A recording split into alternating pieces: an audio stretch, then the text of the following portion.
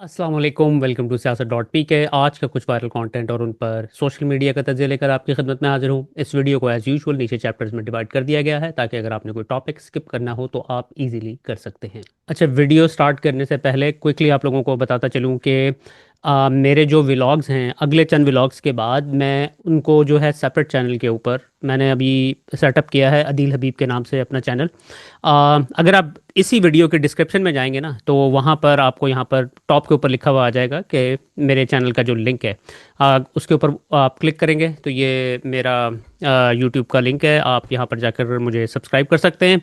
अगर नहीं भी करते हैं तो इवेंचुअली आप मुझे ढूंढ ही निकालेंगे इंशाल्लाह। अच्छा जी, सबसे पहले हम आज की जो इम्पोर्टेंट खबर है उसकी तरफ चलते हैं।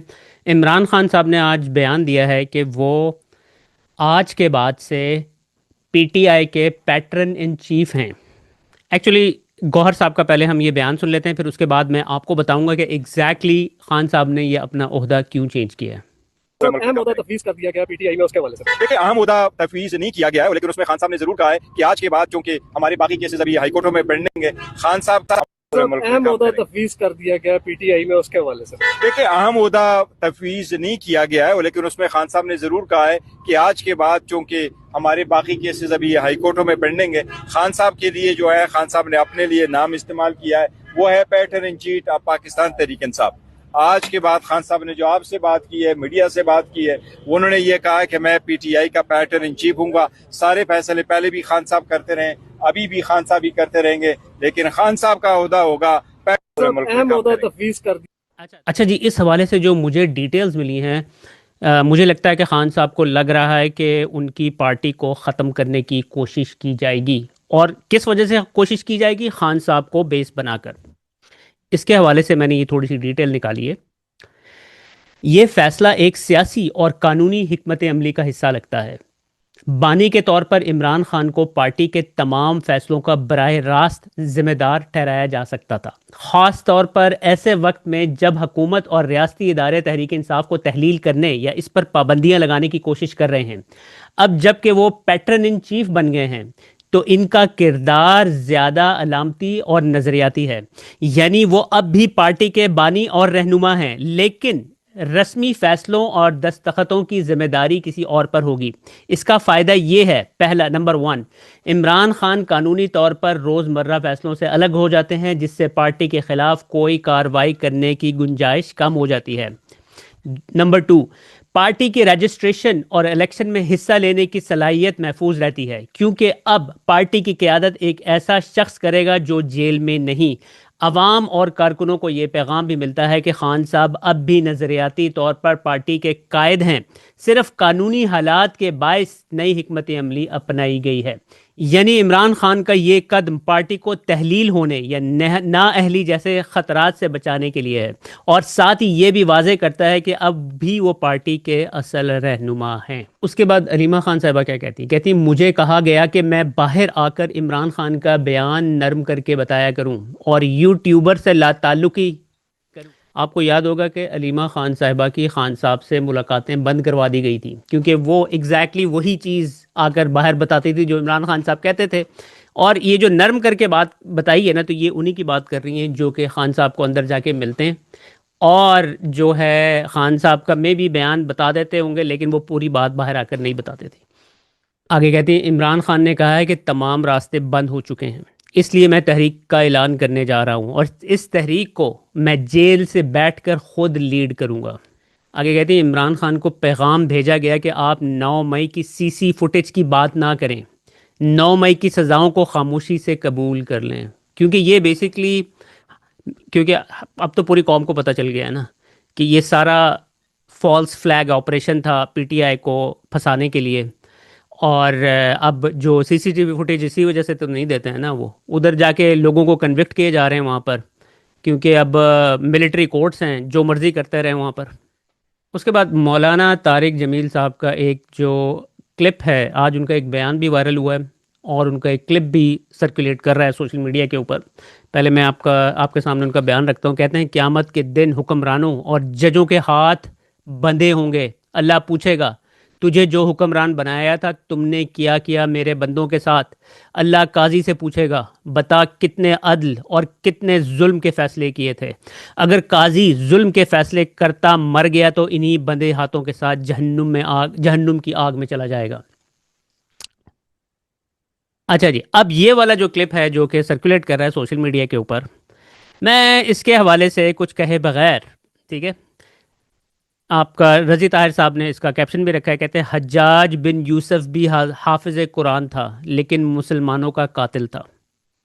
حجاج بن یوسف روزانہ 10 سپارے تہجد میں پڑھتا تھا، 10 سپارے، اور وہ ایسا خبیث تھا کہ اس نے 1.25 لاکھ مسلمان اپنے سامنے کھڑے ہو کے قتل کروائے تھے.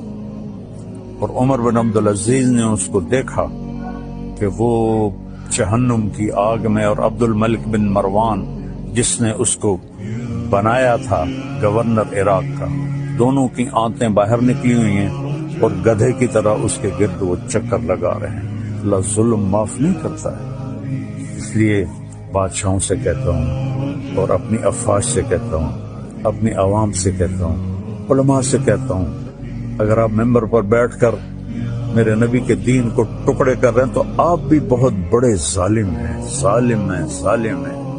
دیوبندیت کو مٹا دو، بریلویت کو مٹا دو، شیعت کو مٹا دو، سلفیت کو مٹا دو. میں مسلم، ہاں میں اہل سنت والجماعت ہوں، میں امام ابو حنیفہ کے فتووں پہ عمل کرتا ہوں، لیکن میں باقی سب کے لیے ایسے جھولی پھیلا کے دعا کرتا ہوں. تو یہ میرا آخری پیغام ہے. اس کے بعد آپ کو خان صاحب کا پیغام تو یاد ہوگا بشرا بی بی کے حوالے سے، کہ جو ہمارے آرمی چیف ہیں عاصم منیر صاحب، وہ ان سے بدلہ لے رہے ہیں، کیونکہ جب عمران خان صاحب پرائم منسٹر تھے عاصم منیر صاحب نے بشرا بی بی کے تھرو ان کے حوالے سے سفارش کروانے کی کوشش کی، بشرا بی بی نے انکار کر دیا، اور اب جو بشرا بی بی کے ساتھ ظلم اور جبر کا جو سلوک کیا جا رہا ہے جیل میں، وہ اسی کی سزا دی جا رہی ہے. زلفی بخاری صاحب کہتے ہیں بشرا بی بی نے آج صاف الفاظ میں بتایا ہے کہ جو کھانا عام قیدیوں کو دیا جاتا ہے اس سے کہیں زیادہ بدتر اور غلیظ کھانا انہیں دیا جاتا ہے. نہانے کے لیے جو پانی مہیا کیا جاتا ہے وہ مٹی اور کیچڑ سے بھرا ہوتا ہے. ان کے سیل میں کیڑے مکوڑے ہر وقت رینگتے ہیں جو رات بھر انہیں کاٹتے ہیں اور سونے نہیں دیتے ہیں. اس کے بعد مریم ریاض وٹو صاحبہ جو کہ بشرا بی بی کی بہن ہیں، چھوٹی بہن ہیں، ان کا بیان آیا ہے، بشرا عمران کو سہولیات مل رہی ہیں جیل میں، کوسچن مارک، سوال پوچھتی ہیں، سوال رکھتی ہیں ان لوگوں کے سامنے. پانی ملتا ہے لیکن مٹی اور ریت والا، ایسا پانی کہ نہ وضو ہو سکے نہ کپڑے دھل سکیں. کھانا ملتا ہے لیکن ایسا کہ کھایا نہ جا سکے. کمرہ سیل ملا ہے عام قیدیوں والا لیکن بہت سارے کیڑے مکوڑوں والا. پچھلے ہفتے پاؤں پہ اتنا زہریلا کیڑا کاٹا کہ انفیکشن ہو گیا. سب قیدیوں کے سیل میں بجلی تھی لیکن بی بی کے کمرے کی بجلی بند کی گئی 2 دن کے لیے، اور تب تک نہیں آئی جب تک وہ بے ہوش نہیں ہو گئیں. صاف کمرہ، اچھا کھانا، صاف پانی، بجلی وغیرہ ہر قیدی کا حق ہے. کیا ان سب کے لیے بھی پنجاب حکومت کو لکھ کر بتانا ضروری ہے؟ کیا یہ حکومت کا فرض نہیں کہ قیدیوں کے بنیادی حقوق کا خیال رکھا جائے؟ اور بشرا عمران تو جیل میں صرف اس لیے ہیں کیونکہ پاکستان میں انصاف مل ہی نہیں رہا ہے، بس ظلم پہ ظلم. اللہ دشمن بھی ظرف والا دے. اچھا، آج پی ٹی آئی نے صنم جاوید صاحبہ کو پی ٹی آئی پنجاب کی ایڈیشنل سیکرٹری اطلاعات مقرر کر دی ہے.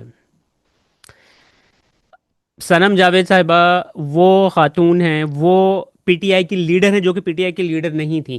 ان حالات میں جب پی ٹی آئی کی طرف سے کوئی مقابلہ کرنے والا نہیں تھا، ان حالات میں وہ ابھر کر سامنے آئی ہیں، اور آپ دیکھ سکتے ہیں ان کو بار بار میں جیل میں اٹھا کے بند کر دیتے، کیونکہ ان کی جو آواز ہے وہ اتنی طاقتور اور مؤثر ہے. جب وہ اپنا ٹویٹر کے اوپر ٹویٹ کرتی ہیں یا کوئی ویڈیو بیان جاری کرتی ہیں تو وہ سوشل میڈیا پہ یکدم وائرل ہو جاتا ہے، کیونکہ لوگوں کے دلوں کی آواز ہے.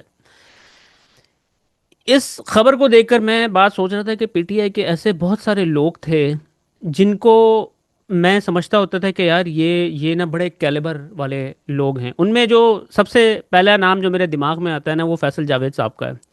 فیصل جاوید صاحب کو نا خان صاحب سے بہت چھوٹی عمر سے مجھے اب ایگزیکٹلی نہیں یاد 16 یا 18 سال کی عمر سے جو ہے نا وہ خان صاحب کے ساتھ لگے ہوئے ہیں، ان کی پارٹی میں ہیں.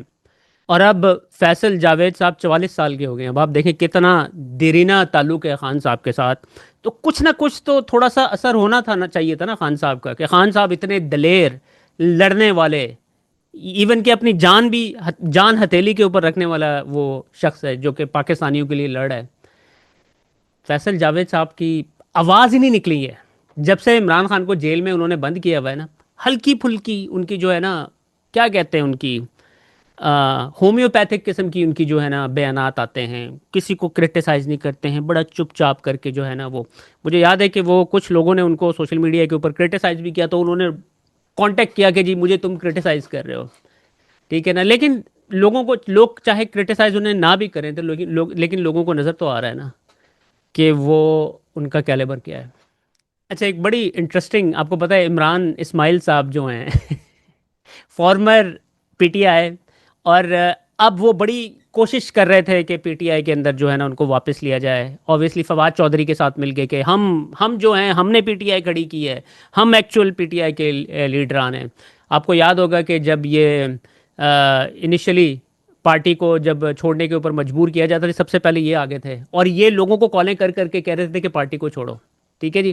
اب صورتحال یہ ہے کہ اب وہ اپنی ٹویٹر آئی ڈی کے اوپر بے نظیر کی تعریفیں کر رہے ہیں. بے نظیر کو ایک بہت عظیم لیڈر بنا کر پیش کر رہے ہیں. ان کا یہ ٹویٹ کرنے کا جو مقصد تھا نا وہ یہ تھا کہ وہ ذرا پیپلز پارٹی، آصف زرداری صاحب اور بلاول صاحب کو انہوں نے یہ میسیجنگ کی ہے کہ جی مجھے لگتا ہے پی ٹی آئی سے تو مجھے کچھ نہیں ملنا ہے. اور انہیں ایک بات اور بھی سمجھ آ گئی ہے، یہ جو خان صاحب نے جو ریسنٹلی بیانات دیے ہیں نا کہ خان صاحب نے ڈیل نہیں کرنی، یہ جو ڈیل کی کوششیں تھیں نا، یہ آخری کوششیں ہو چکی ہیں. بہت عرصے سے کوششیں ہو رہی تھیں. اس کے بعد اب آپ یہ دیکھیں، منیب فاروق یہ اسٹیبلشمنٹ کے ان کو اسپوکس پرسن سمجھا جاتا ہے، یہ ہو گئے، انصار عباسی ہو گئے، اس طرح کے کچھ لوگ، چند لوگ ہیں جو کہ میڈیا کے اندر، سوشل میڈیا کے اوپر آ کر بیانات دیتے ہیں. اور آپ اندازہ کریں کہ عمران خان کا نام لینے کی انہوں نے پابندی لگا رکھی پورے میڈیا کے اندر. لیکن آپ ان کا ٹویٹر اکاؤنٹ، ان کے یوٹیوب اکاؤنٹ کے اوپر جا کے دیکھیں نا، آپ کو عمران خان کا نام کے علاوہ کچھ نظر ہی نہیں آئے گا. جو عمران خان کے حوالے سے ان کی جو خواہشات ہیں نا، اس کے اوپر انہوں نے تھم نیل بنائے ہوئے ہوتے ہیں. اب ان کی تھم نیل میں آپ کے سامنے کچھ رکھتا ہوں، کہتے ہیں عمران خان ناک سے لکیریں نکالنے کو تیار ہو گئے. ٹھیک ہے جی. اس کے بعد دیکھیں تھم نیل کے اندر عاصم منیر کی تصویر ہے، عمران خان کی تصویر ہے. ہیلو پی ٹی آئی، پیر پکڑے بغیر معافی نہیں. عمران خان سیاسی طور پر ختم شد، اگلے 7 دن میں عمران خان کی رہائی. پھر اس کے بعد انہوں نے دیکھیں کوششیں تو کر کے دیکھ لیں. 10 ارب روپے انہوں نے میڈیا کے اوپر بھی لگایا اور ٹک ٹاک ویڈیوز بھی بنائیں مریم نواز نے، اور ہر حد تک چلے گئے. یہ اوبویسلی پہلے یہ والی چیزیں کام کرتی ہوتی تھیں جب سوشل میڈیا نہیں تھا. اب تو خان صاحب نے ایک کام اور بھی کر گئے ہیں. خان صاحب نے یہ جو پچھلے انہوں نے 30 سال پالیٹکس کی ہے نا تقریباً، اس کے اندر وہ لوگوں کو ایجوکیٹ کر گئے ہیں. اس کا جو اس کے امپیکٹ کا ہم لوگوں کو بھی اندازہ نہیں ہو رہا ہے، ٹھیک ہے، کہ لوگوں کو مینٹلی انہوں نے بتایا ہوا ہے، تیار کیا ہوا ہے کہ بھائی یہ تمہارے حقوق ہیں اس طرح. اور پھر اس کے بعد پچھلے 2-3 سال میں جو ہوا ہے، جو چیزیں سامنے نہیں بھی تھیں وہ ساری سامنے آ گئی ہیں. تو اس وجہ سے اس قوم کے اوپر جتنے بھی ہتھ کنڈے ان لوگوں نے استعمال کیے ہیں سب فیل ہو گئے ہیں. اب یہ جو الیکشن ہوا ہے، ٹھیک ہے جی، 3-4 انجیکشن لگائے گئے ہیں. وہ چند صاحب کے مطابق، جو پیپلز پارٹی کے رہنما ہیں، پہلے پی ٹی آئی کے اندر تھے، کہتے ہیں کہ جی 40,000 ووٹ ڈالا گیا ہے نون لیگ کے لیے جعلی، اور اس کے بعد پھر بیلٹ باکسز کو اٹھا کے علیحدہ لے کے گئے ہیں. یہ ان کی اوقات ہے. تو میرا جو ہے پوری پاکستانی قوم کے لیے پیغام یہ ہے کہ آپ لوگ جو ہے نا بس کھڑے رہیں، آپ نے گیو اپ نہیں کرنی ہے. کیونکہ ان لوگوں کے پاس ان کی جو ہوپ ہے نا وہ صرف یہ ہے کہ یہ ایونچولی جو ہے نا لوگوں نے گیو اپ کر جانی ہے. لوگوں نے گیو اپ کس طرح کرنی ہے؟ انہوں نے کہا نا بس جو ہونا تو ہو گیا، چلو جی موو آن کرو، یہی ہماری قسمت ہے. ہمارا قسمت میں پہلے گوروں کی غلامی میں رہیں، اب ہم نے جو ہے وہ ایک جنرل جو گوروں نے ہی یہاں پہ ہمارے اوپر مسلط کیا ہوا ہے، اس کی غلامی کے اندر ہم نے اگلے. کیونکہ وہ عاصم منیر صاحب کے جو پلان ہے نا پاور میں رہنے کے، وہ کہتے ہیں 2047 تک میرے پلانز ہیں. لیکن ایک بات جو ہم سب لوگوں کو سمجھنی چاہیے کہ ملک سٹینڈ سٹل کے اوپر ہے. ادروائز عمران خان کو تو انہوں نے جیل میں بند کر دیا ہے نا, وہ تو نہیں کچھ کر رہا ہے, اس کے تو بیانات بھی نہیں باہر آنے دے رہے ہیں. لیکن آپ لوگ جو ہیں وہ ابھی تک عمران خان صاحب کے ساتھ کھڑے ہوئے ہیں, جس کی وجہ سے وہ کچھ کر ہی نہیں پا رہے ہیں. ایز لانگ آپ لوگ اسی طریقے سے ریزسٹ کرتے رہے, انشاءاللہ اس فیشسٹ نظام کو ہم ہرا کر رہیں گے.